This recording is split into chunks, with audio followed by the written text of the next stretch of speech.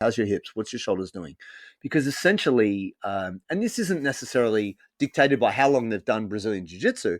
This might just be dictated by the time they've spent in a chair. If they're, a working professional, or maybe they're an ex-powerlifter.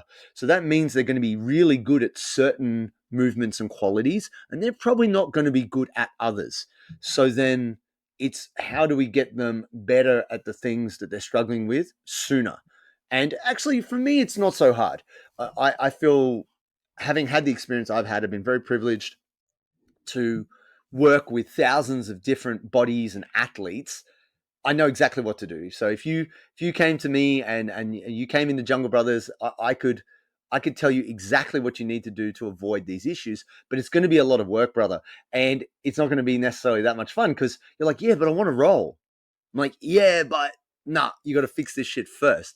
If you got a flat tire, you got to pull the fuck over and change the tire. You can't just keep driving because you're going to damage the whole like wheel shaft and the chassis, and you're going to fuck the car if you keep trying to drive at 100 miles an hour with a flat tire. Trust me, I did that. I'm the one who fucked the car up, bro. Like, I'm not a technical guy when it comes to cars. Like, my dad's the mechanic, right? I wish I had that knowledge. I'm like, going, man, this car sounds funny. I don't know what's going on, and don't make my mistake with your body. You can always wreck a car. It doesn't matter. You can get another car. That sounds extremely wasteful, but this is the mentality that we are taking with our bodies. And we have this weird illusion like, nah, I'll deal with that later. Well, nah, you're going to deal with the pain now. And I think the mistake is this. We just think, oh, surgery will fix it. Like, surgery is the same as changing a tire. It's not. Your body is never as good post-surgery as it was pre-surgery.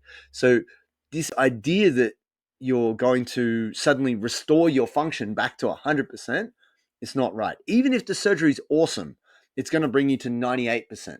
And the older you get, you gradually lose a degree of function.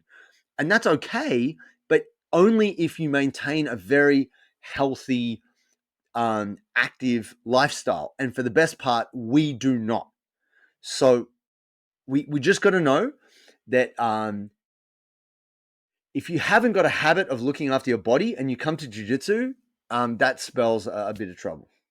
And powerlifters, and don't get me wrong, I fucking love powerlifting. I love all things strength. I love strength sports. I love strongman. I love arm wrestling. I love all that fucking manly shit. But in truth, it's that hardcore mentality. Like, jiu-jitsu is similar. Like, fuck it, do it anyway. Like, it doesn't matter. It's like Kazmaier, I think he tore his pec at a powerlifting comp back in the 90s, and then he just came out and benched a world record after he tore his pec. Something crazy, and it's like, oh my goodness, you are insane. But then when you look at some of these legends now, same thing with boxing and fighting, they're fucked. These guys are in their 60s and they are like, they can't lift their arm up above their head. They can't even wipe their ass. Like, we are basically glorifying people disabling themselves when you are actually not trying to be the world champion. You're not trying to be Bill fucking Kazmaier. You're not trying to be, Gordon Ryan. You're just trying to enjoy this thing you love.